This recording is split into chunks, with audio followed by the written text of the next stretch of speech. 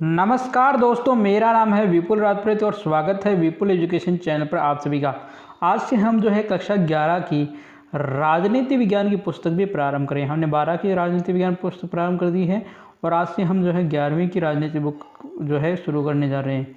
इस राजनीति बुक को देखते हैं, सबसे पहले हम सिलेबस देखेंगे कि क्या क्या दिया हुआ है। तो देखो, जो 100 नंबर का सिलेबस है इसमें खंड ए में दे रखे हैं राजनीति विज्ञान की मूलाधार। पहली इकाई है जिसमें आपको राजनीति विज्ञान की पहले पाठ में राजनीति विज्ञान का परिचय, परिभाषा, प्रकृति व क्षेत्र। दूसरा पाठ है राजनीति विज्ञान का परंपरागत व आधुनिक दृष्टिकोण, व्यवहारवाद व उत्तरवाद। और तीसरा है राजनीति विज्ञान का अन्य सामाजिक विज्ञानों से संबंध। दूसरी इकाई में आएगी राज्य की अवधारणा, आवश्यकता, तत्व, संप्रभुता, परीक्षण या लक्षण। उसका दूसरा पाठ है राज्य का भारतीय उदारवादी एवं मार्क्सवादी दृष्टिकोण। और उसका तीसरा पाठ है राज्य का कार्यक्षेत्र, हस्तक्षेपवादी, लोक कल्याणकारी व गांधी नीति। तीसरी इकाई में आएंगे राज्य की उत्पत्ति के सिद्धांत, जिसमें देवी शक्ति, मातृ एवं पितृक्षेत्रात्मक। और दूसरा आएगा सामाजिक समझौता सिद्धांत एवं विकासवादी सिद्धांत। चौथी इकाई में आएगा सरकार का अर्थ, स्वरूप, अधिनायक तंत्र, कुलीन तंत्र और लोकतंत्र। दूसरे पार्ट में आएगा सरकार के रूप, एकात्मक और संघात्मक, संसदात्मक और अध्यक्षात्मक। पांचवें में आएगा सरकार के अंग, व्यवस्थापिका, कार्यपालिका और न्यायपालिका। और दूसरी में आएगा शक्ति पृथक्करण और अवरोध व संतुलन का सिद्धांत। खंड ब में आएंगे भारत में राष्ट्रीय आंदोलन व संवैधानिक विकास। इकाई 6 में आएंगे राष्ट्रीय आंदोलन के उद्भव के कारण। उसके बाद आएगा राष्ट्रीय आंदोलन के जो उदारवादी नेता हैं उनके बारे में। उसके बाद आएगा इकाई 7 में असहयोग आंदोलन, सविनय अवज्ञा आंदोलन, भारत छोड़ो आंदोलन। फिर आएगा 18 सितंबर का स्वतंत्रता संग्राम, राजस्थान पर उसका प्रभाव, राजस्थान में क्रांतिकारी, प्रजामंडल पर किसान आंदोलन। 8वें में आएगा भारत में संवैधानिक विकास की पृष्ठभूमि और भारत में संवैधानिक विकास 1935 का भारत शासन अधिनियम। 9वीं इकाई में आएगा भारत में ब्रिटिश शासन के अवसान के कारण 1947 का भारत स्वतंत्रता अधिनियम, संविधान सभा गठन और उद्देश्य व कार्यप्रणाली। 10वें में आएगा भारत में राष्ट्रीय आंदोलन के जो प्रमुख व्यक्तित्व है उनके राजनीतिक चिंतनों का योगदान। ठीक है, तो ये 10 इकाइयाँ हैं। आज जो है हम शुरू कर रहे हैं पहली इकाई, और पहली इकाई का हमें पहला ही पाठ शुरू कर रहे हैं जिसका नाम है राजनीति विज्ञान, परिभाषा, प्रकृति एवं क्षेत्र। चलो शुरू करते हैं। मानव स्वभाव से एक राजनीतिक प्राणी है और वह जो राज्य के बिना रहता है या तो देवता अथवा पशु। ये अरस्तु ने कहा था। अरस्तु की परिभाषा है कि मनुष्य क्या है, स्वभाव से एक राजनीतिक प्राणी, यानी वो राजनीति में ही या राज्य के अंदर ही प्राणी है। वह जो राज्य के बिना रहता है, यानी जो राज्य के बिना रहता है या तो वो देवता है या पशु है। भारत के प्राचीन चिंतकों ने विद्या को 4 भागों में विभक्त किया था। यानी जो भारत के प्राचीन चिंतक हैं उन्होंने जो विद्या है इसको 4 भागों में बांटा था। पहला था त्रयी, दूसरा वार्ता, तीसरा आन्वीक्षिकी और चौथा है दंडनीति। मानव समाज में व्यवस्था और शांति स्थापित करने को दंड का नाम दिया जाता था। यानी अगर मानव समाज में व्यवस्था और शांति बनानी है तो उसका क्या नाम था, दंड। दंड का शास्त्रीय अभिप्राय समाज की व्यवस्था से है। यानी दंड का जो शास्त्रीय अभिप्राय वो क्या है, समाज की जो व्यवस्था उससे है। सुव्यवस्थित जन समाज को ही राज्य कहते हैं। यानी जो समाज सुव्यवस्थित हो, अच्छी तरह से व्यवस्थित हो, उसको हम क्या कहेंगे, राज्य। जिस जन समुदाय में व्यवस्था या दंड स्थापित हो, शासन की सत्ता के कारण मनुष्य में शासक और शासित का भेद विद्यमान हो, वही राज्य कहलाता है। यानी जिस मतलब शासन की सत्ता में जब मनुष्य जन समुदाय में एक तो व्यवस्था या दंड हो और वहाँ पर शासक और शासित का भेद विद्यमान हो कि कौन शासक है और कौन शासित है, वही राज्य कहलाता है। जो विद्या इस राज्य का और शासन या दंड का प्रतिपादन करती है वह राजनीति शास्त्र कहलाती है। यानी जो विद्या इस राज्य का शासन और दंड का जो प्रतिपादन करती है, उसको बनाती है, वही क्या कहलाती है, राजनीति शास्त्र। राजनीति विज्ञान की परिभाषा, परंपरागत दृष्टिकोण। राजनीति के अंग्रेजी पर्याय पॉलिटिक्स शब्द की उत्पत्ति जो है ग्रीक शब्द पोलिस से हुई है, जिसका अर्थ है नगर या राज्य। यानी जो राजनीति का जो अंग्रेजी में कहते हैं पॉलिटिक्स, उसकी से उत्पत्ति हुई है ग्रीक शब्द पोलिस से, और पोलिस का अर्थ था नगर या राज्य। अर्थात नगर, राज्य तथा उससे संबंधित जीवन, घटनाओं, क्रियाओं, व्यवहार एवं समस्याओं का अध्ययन अथवा ज्ञान ही राजनीति है। यानी जो नगर, राज्य तथा उससे संबंधित जितनी भी जीवन की जो घटनाएँ हैं, क्रियाएँ हैं, व्यवहार है, समस्या है और उनका समाधान, उनका अध्ययन अथवा ज्ञान ही क्या है, राजनीति कहलाता है। अरस्तु ने राजनीति शब्द का प्रयोग इन्हीं अर्थों में किया है। यानी जो अरस्तु है इन्होंने राजनीति शब्द का प्रयोग जो है इन्हीं अर्थों में किया था।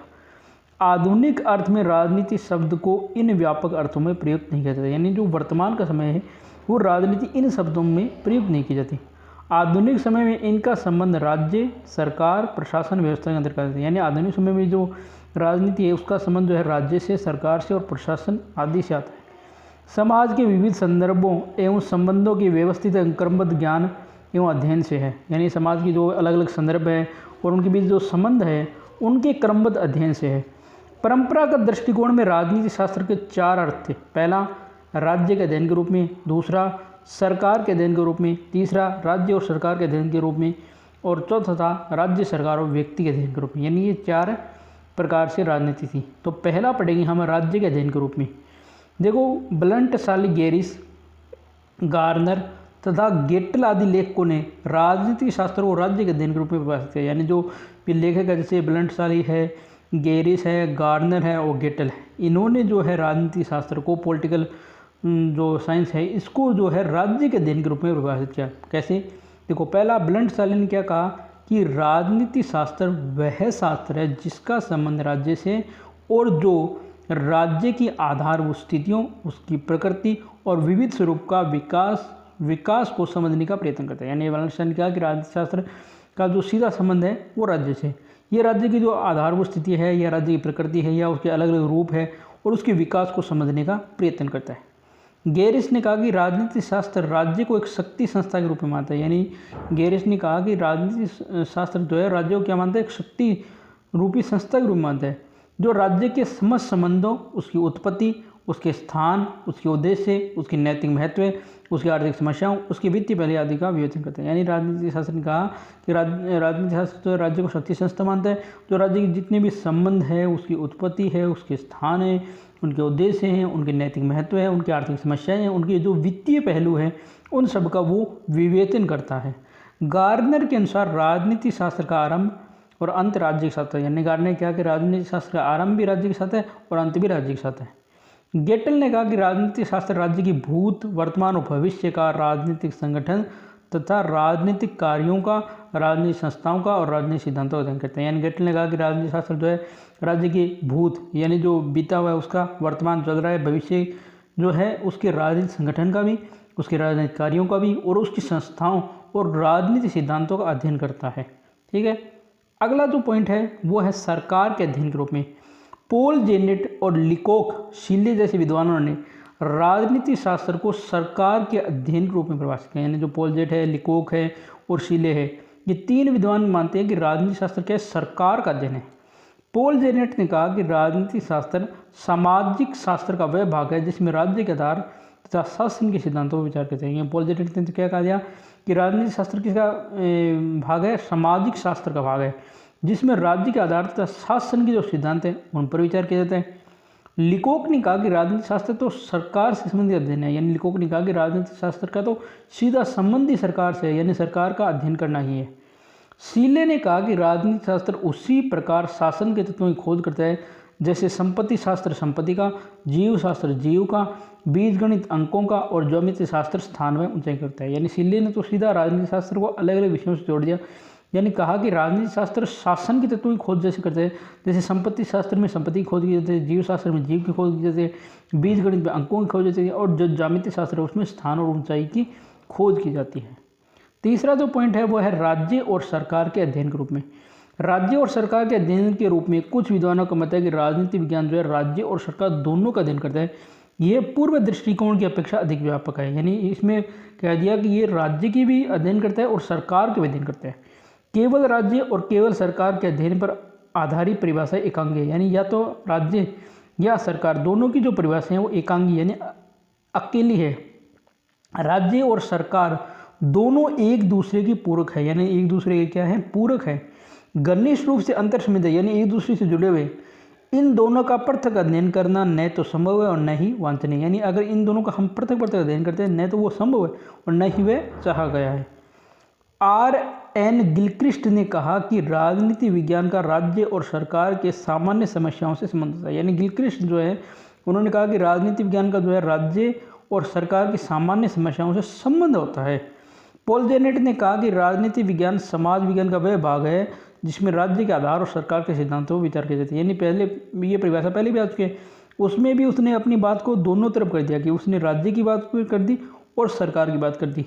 फिर डिमोक ने कहा राजनीति विज्ञान का संबंध राज्य तथा उसके यंत्र सरकार से, यानी डिमोक ने क्या कह दिया कि राज्य जो राजनीति विज्ञान है इसके संबंध राज्य से भी है और उसकी यंत्र, यानी यहाँ पर राज्य का यंत्र किसको बताया गया है, सरकार को। अगला पॉइंट है राज्य, सरकार और व्यक्ति के अध्ययन के रूप में। लॉस्की, हर्मन हेलर आदि लेखकों ने जो राजनीतिक शास्त्र को राज्य, सरकार और व्यक्ति के अध्ययन के रूप में परिभाषित किया। यानी पहले जुड़ा हुआ था राज्य, फिर आया सरकार, फिर आया राज्य और सरकार, अब उसमें जुड़ गया व्यक्ति। व्यक्ति के अध्ययन के बिना राजनीतिक शास्त्र का अध्ययन अधूरा है। यानी कहा गया कि व्यक्ति का अगर अध्ययन नहीं होता तो राजनीतिक शास्त्र का अध्ययन अधूरा है। राजनीतिक संस्थाएं व्यक्तिगत संबंधों के संदर्भ में कार्य करती हैं, यानी जो अपनी भी पॉलिटिकल संस्थाएं हैं ये सब व्यक्तियों के लिए ही कार्य करती है। यदि राजनीतिक संस्थाएं व्यक्ति के जीवन, विचारों एवं लक्ष्यों को प्रभावित करती है तो व्यक्ति की भावनाएं, प्रेरणाएं, समाज के रीति रिवाज एवं परंपराएं भी राजनीतिक संस्थाओं को प्रभावित करती हैं। यानी जो राजनीतिक संस्थाएं इनके जीवन और विचारों का जो लक्ष्य है इनका प्रभाव मानव पर पड़ता है। तो मानव की जो भी भावनाएं हैं, जो प्रेरणाएं हैं या रीति रिवाज है वो भी राजनीतिक संस्थाओं पर प्रभावित होती है। लॉस्की ने कहा कि राजनीति विज्ञान के अध्ययन का संबंध संगठित राज्यों से संबंधित मनुष्य के जीवन से। यानी लॉस्की ने कहा कि जो राजनीति विज्ञान है इसका अध्ययन किससे होगा, जो भी संगठित राज्य है उसके संबंधित मनुष्य के जीवन से होगा। हर्मन हेलर ने कहा कि राजनीति शास्त्र के सर्वांगीण स्वरूप का निर्धारण व्यक्ति संबंधी मूलभूत पूर्व मान्यताओं द्वारा होता है। यानी हर्मन हेलर ने क्या कहा कि जो राजनीति शास्त्र का जो सर्वांगीण स्वरूप का निर्धारण है व्यक्ति संबंधी मूलभूत पूर्व मान्यताओं द्वारा होता है। सापेक्ष में परंपरावादी विद्वान राजनीति विज्ञान को राज्य, सरकार और व्यक्ति का अध्ययन करने वाला विषय मानते हैं। यानी सापेक्षवाद में हम ये कहें जो परंपरावादी जो विद्वान हैं वो राजनीति विज्ञान को राज्य, सरकार और व्यक्ति का अध्ययन करने वाला विषय ही मानते हैं। राज्य के बिना सरकार की कल्पना नहीं की जा सकती। यानी अगर हम राज्य के बिना सरकार की कल्पना नहीं हो सकती, क्योंकि सरकार जो है राज्य प्रदत्त शक्तियों का ही प्रयोग करती है। यानी जो राज्य सरकार को शक्तियाँ देगा उसका वह प्रयोग करेगी। सरकार के बिना राज्य एक अमूर्त कल्पना है, अगर सरकार नहीं होगी तो राज्य भी अमूर्त कल्पना है। व्यक्ति राज्य की प्राथमिक है, यानी व्यक्ति भी राज्य की प्राथमिक है। अतः परंपरागत दृष्टिकोण के अनुसार राजनीति शास्त्र के अंतर्गत राज्य, सरकार और व्यक्ति के संबंधों का अध्ययन किया जाए। यानी जो परंपरागत दृष्टिकोण है इसके अंदर जो सरकार, राज्य और उनकी परंपरागत दृष्टि का जो अंतर संबंध है इनका अध्ययन किया जाता है। ठीक है दोस्तों, तो आज हम इस पाठ को इतने ही पढ़ेंगे। अगर आपका बहुत सारा सपोर्ट रहा, यानी आप इस वीडियो को ज़्यादा से ज़्यादा शेयर करें, कमेंट करें, लाइक करें, जिससे क्या है ज़्यादा से ज़्यादा हमें इस पार्ट के लिए व्यूज़ मिले, और ज़्यादा से ज़्यादा अगर व्यूज़ मिलेंगे तो कल इसका पार्ट नंबर 2 आएगा। हमारा टारगेट है इस वीडियो पर 100 व्यूज़ का, यानी 100 व्यूज़ अगर इस वीडियो पर आते हैं तो इसका पार्ट नंबर 2 आएगा, नहीं तो फिर हम सोचेंगे। ठीक है दोस्तों, धन्यवाद दोस्तों। जय हिंद, जय भारत, घर रहें, स्वस्थ रहें।